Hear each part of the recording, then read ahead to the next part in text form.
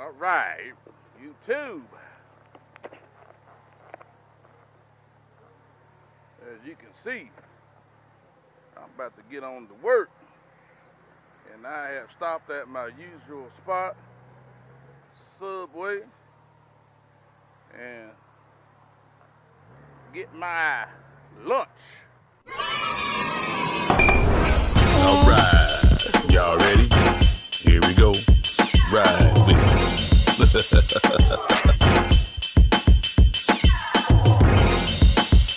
It's lappydog.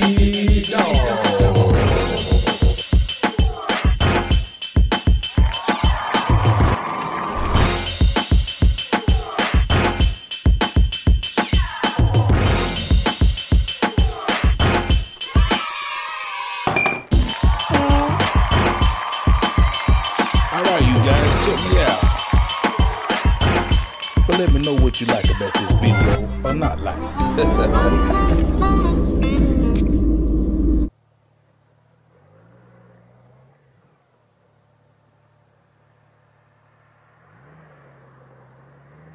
I have just gotten some 100% gas from Waggles, and it is high. Woo! Woo, it was high. But I choose to run this 100% gas, so I guess I gotta just bite the bullet.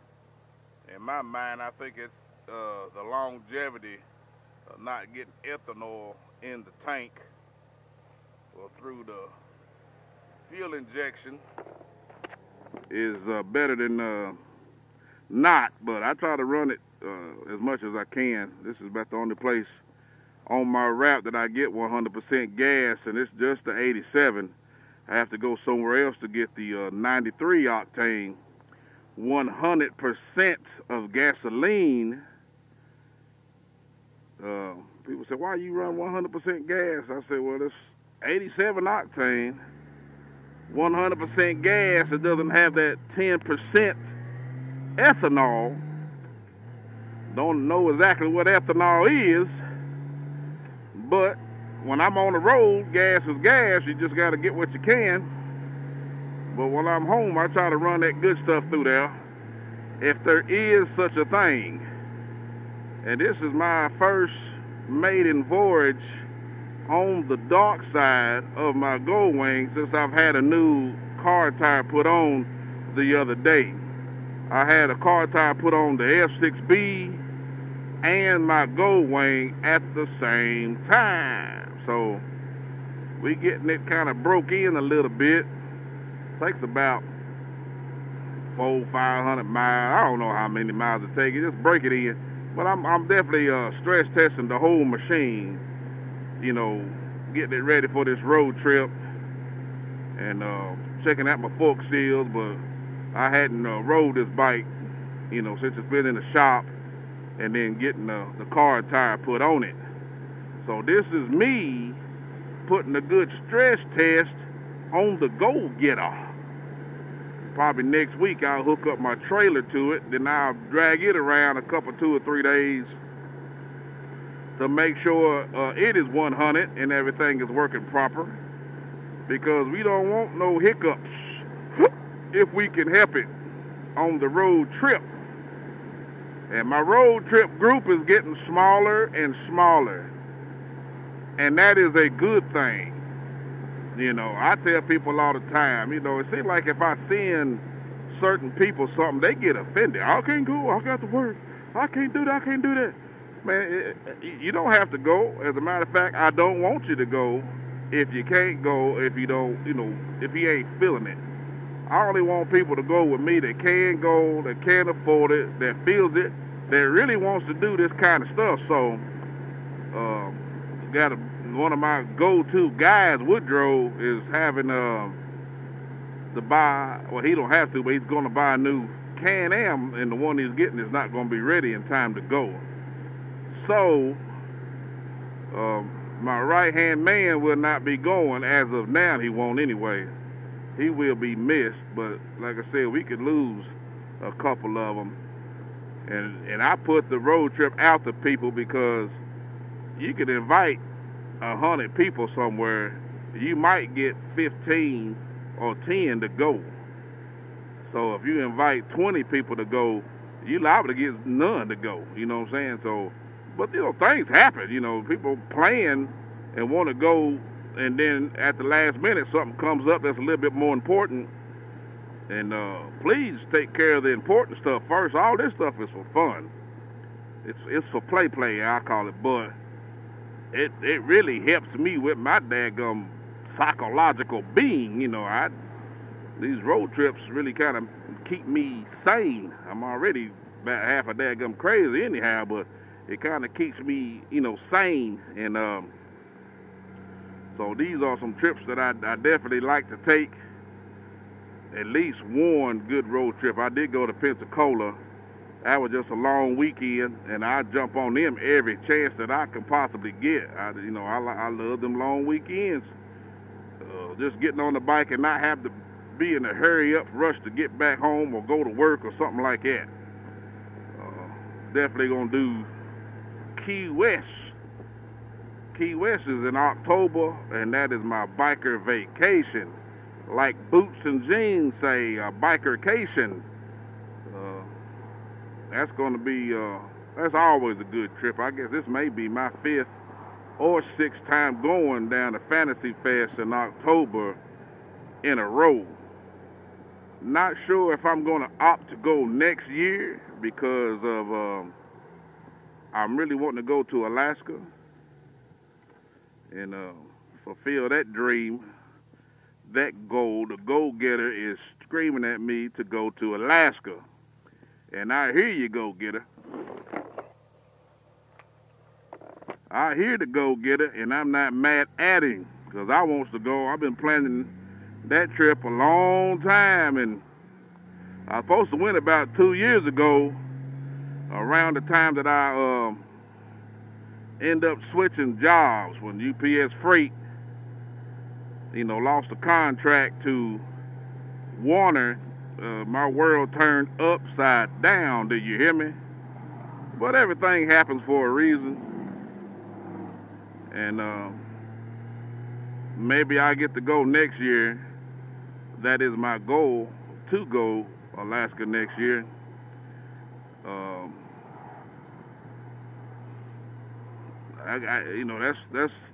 That's a trip that I don't know if anybody has set their eyes on it, but some of the guys that I've talked to, I've done preached it and harped it and told them about it, and they are down for it. So we're going to make a plan. Now, the way I'm going to go, I'll tell you this while I'm headed to work. The way I'm going to go to Alaska is I'm going to go up through Minnesota. Maybe we can get Captain Beaker to ride with us. I'm going to go up through Minnesota and enter into Canada somewhere along that rim, either North Dakota, either Minnesota, anywhere up in that Montana. We're going to go into Canada around that area, right? So once we go into Canada, we'll go ahead and hit all them pipeline roads and deal with that into Canada, drop in Alaska. I'm not sure the name of that town. And then eventually be in, is it Vancouver? Anchorage, I'm sorry, we'll be in Anchorage. And we'll probably spend a couple, 2 or 3 days around there, just to kind of get your body right. I think last time I checked, it was 4,400 miles just to get to Anchorage through Alaska.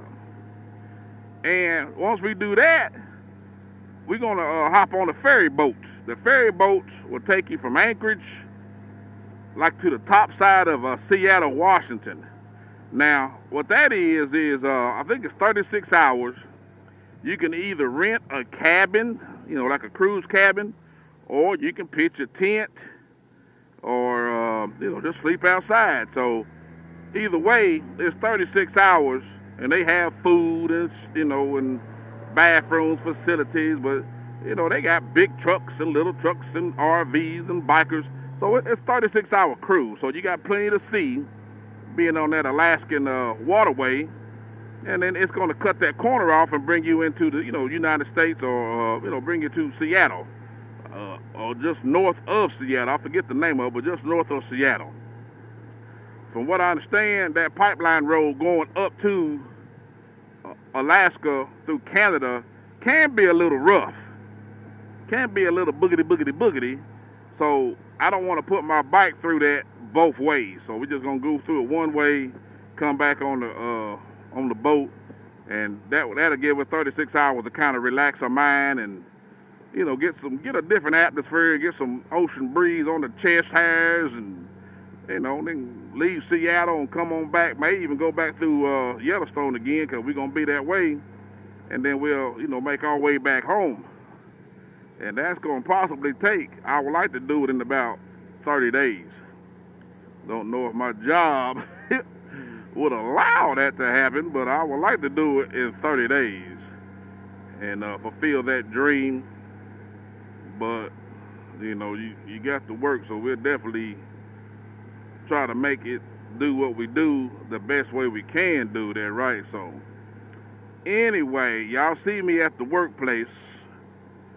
If ain't nobody at the power washer, I think I'm gonna put a little power washer on this thing, and I'm gonna get this money. All right.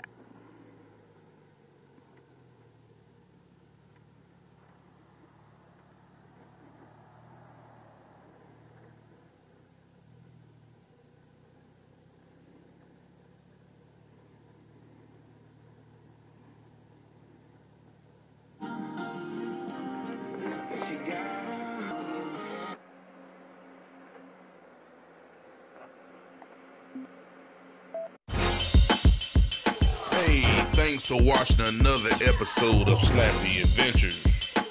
Please like, share, and comment. And don't forget to hit the subscribe button. Hey, stay tuned for more videos like these. Thanks for watching.